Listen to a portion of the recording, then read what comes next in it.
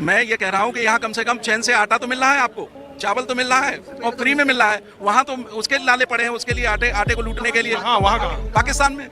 भाई इसमें पाकिस्तान इसमें कहाँ से आ गया? मैं इसलिए कह रहा हूँ कि जहाँ एक कम्युनिटी विशेष का नहीं तो लेकिन जब आप मुसलमान की बात करते हो तो आप पाकिस्तान की बात क्यों करते हो? Good question. क्यों नहीं की जाएगी?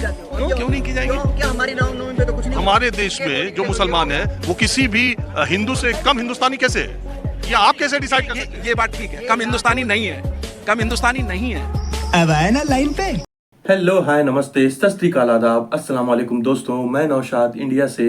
दोस्तों, अभी तक आप लोगों ने बहुत से अंधभक्त देखे होंगे, लेकिन आज मैं आपको दिखाऊंगा एक चाचा अंधभक्त। सुन के जरा अजीब लग रहा होगा, लेकिन सच में ये चाचा जी अंधभक्त हैं। इनकी उम्र इतनी हो गई है कि इन्हें बुजुर्ग भी कह सकते हैं। इन चाचा अंधभक्त को हमारे और आपके जैसे युवाओं को सही राह दिखानी चाहिए, अच्छा ज्ञान देना चाहिए और आपस में प्रेम भाव से रहने की बात सिखानी चाहिए।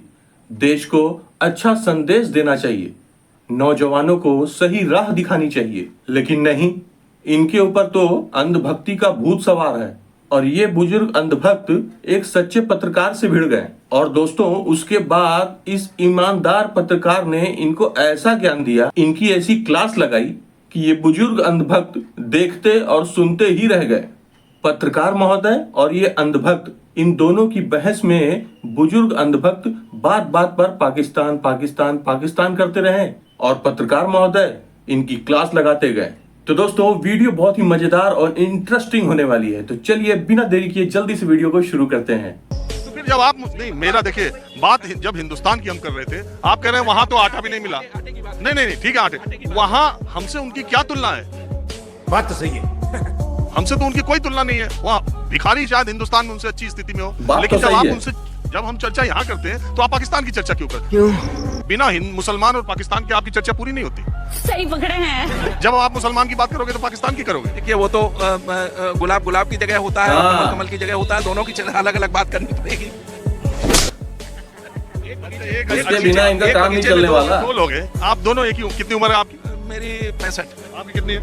उम्र कितनी इनकी? 65। अरे बराबर का कांटा है। लेकिन बात ये है, अगर कट्टरता किसी भी समाज में आएगी तो उसका हाल पाकिस्तान से भी बुरा होगा, मेरा ये कहना है। बिल्कुल सही बात है, बिल्कुल सही बात है, लेकिन उसका उपाय क्या है? उपाय तो दोनों पक्षों को सोचना पड़ेगा ना। ये क्या बात करता है यार? कुछ कदम आप दोनों पक्ष नहीं, एक पक्ष है। कोई बात को दोनों पक्ष क्या हो गए?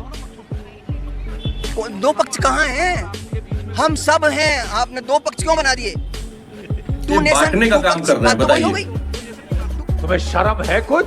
कोई शर्म नहीं है। वो धीरे धीरे बदल गया उसमें टू नेशन में। अच्छा, एक बात बताइए, मैं आपसे, चलिए हिंदू मुसलमान की डिबेट क्या करें, मत रहो, अपने देश के बारे में सोचिए। हिंदू ये बड़ी अच्छी बात कही आप।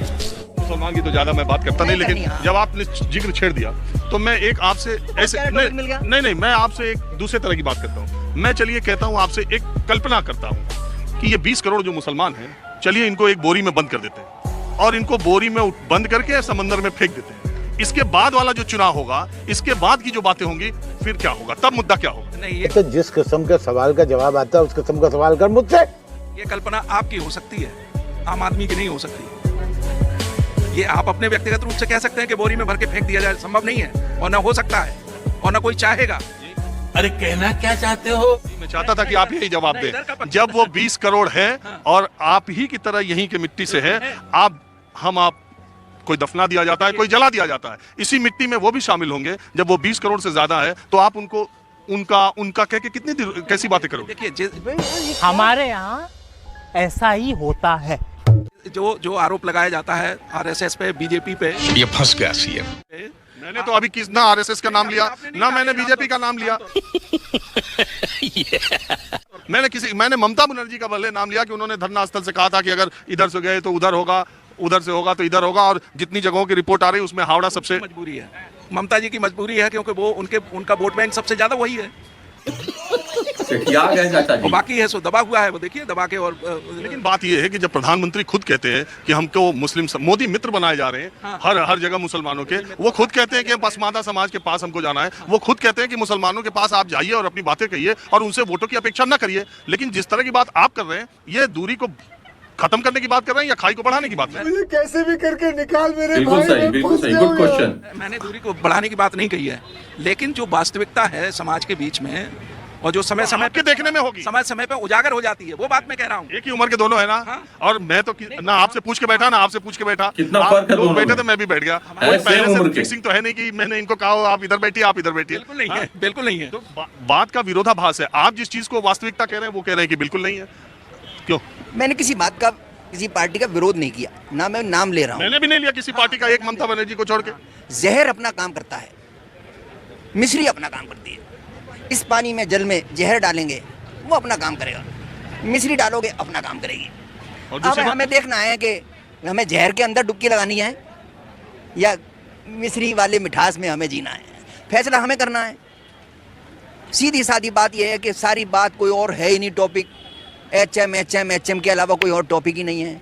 ये 24 करोड़ हैं, अभी मान लो वो तैयार हो गए, उन्हें कौन सी जगह दोगे, कौन सा कोना दोगे, कहाँ फेंकोगे? खत्म। Bye bye, tata, good bye.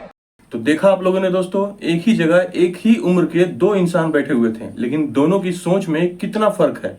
एक देश को बांटने की बात कर रहा है और दूसरा देश को जोड़ने की। दोस्तों, आप इन दोनों बुजुर्गों की बातों में से सबसे ज्यादा किसकी बातों से सहमत हैं, प्लीज मुझे कमेंट में जरूर बताइएगा। और अगर आपको वीडियो अच्छी लगी हो तो प्लीज वीडियो को लाइक और चैनल को सब्सक्राइब करना मत भूलिएगा, और प्लीज बेल आइकन तो बिल्कुल भी ना दबाना भूलिएगा। अब मैं मिलता हूँ अपनी नेक्स्ट वीडियो में, तब तक के लिए आप अपना ख्याल रखें।